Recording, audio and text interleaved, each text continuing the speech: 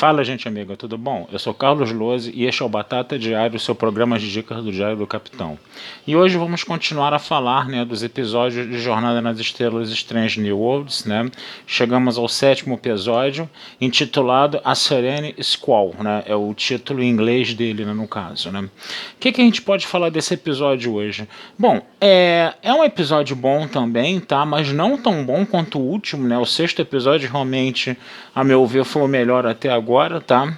Mas é um episódio que tem algumas coisas interessantes que a gente pode tirar, O que a gente pode falar? A Enterprise ele tá dando, vamos dizer assim, abrigo a uma conselheira, Uma conselheira que quer que a nave vá até o espaço limítrofe da Federação, porque existem alguns colonos, que estão sofrendo um ataque, de uma nave pirata, E a Enterprise vai lá para investigar, E aí é descoberto, essa nave de pirata é descoberto, a tal da Serene Squall em questão.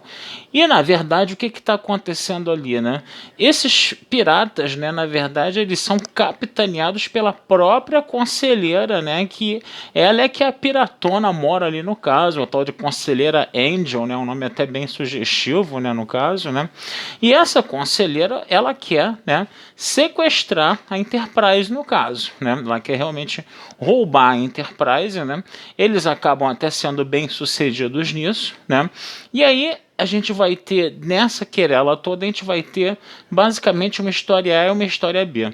Na história A, o que acontece? Você tem a tripulação da Enterprise presa, na Serene Squall, no caso, tá?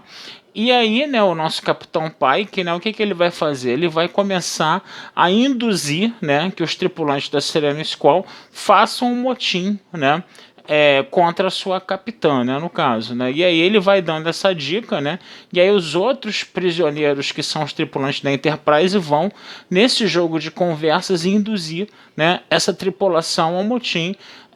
Foi um negócio engraçado, foi um alívio cômico, foi interessante, entenderam? Uma coisa que eu acho que poderia até ter sido um pouco mais bem desenvolvida, porque realmente foi uma parte interessante do episódio.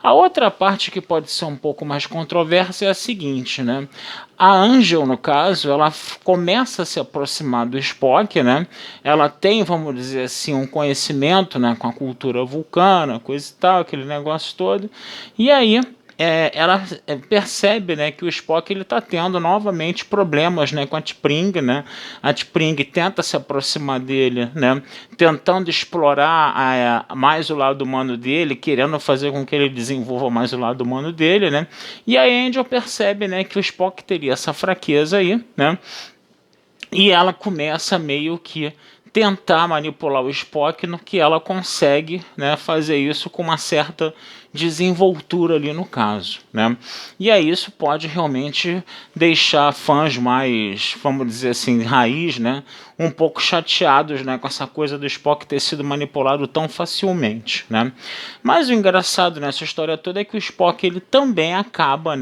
meio que manipulando também a Angel depois no final, no caso, porque a Angel está querendo libertar um prisioneiro vulcano que está na colônia de reabilitação da T'Pring, no caso, E aí a T'Pring acaba trazendo esse criminoso vulcano, no caso, para esse criminoso vulcano, para fazer a troca desse criminoso vulcano com o Spock, E a nossa Angel acredita, que os vulcanos eles têm realmente essa componente emocional, que a T'Pring está fazendo isso por amor, para o Spock não ser assassinado, bababá, bebê, aquela coisa toda, E aí, no caso, o que o Spock faz? Ele vai encenar, na frente da T'Pring, as duas naves estão em comunicação, estão com a sequência de saudação abertas, Spock vai encenar na frente da T'Pring, na ponte da Enterprise, que ele está apaixonado pela enfermeira Chapel, E aí ele acaba dando um beijo na enfermeira Chapel, no caso, E a T'Pring percebe, que o Spock está fazendo uma armação ali, e ela finge ser acometida de uma crise de ciúmes, e ela acaba indo embora com o prisioneiro, né, e acaba não fazendo a troca.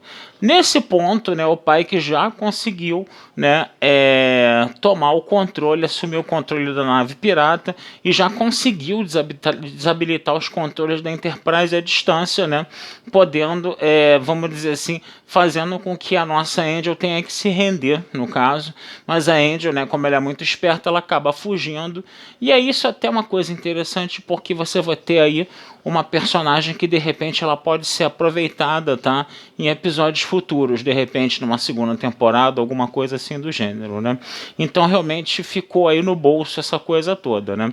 O final do episódio, o Spock se encontra com a T'Pring, né? T'Pring diz que percebe, né, que o Spock, entendeu, fez aquilo mais como uma jogada, como uma armação, né? Que ela realmente não acredita que o Spock se apaixone pela enfermeira Chapel, né? Mas ficou aquele climão entre o Spock e a Chapel, né?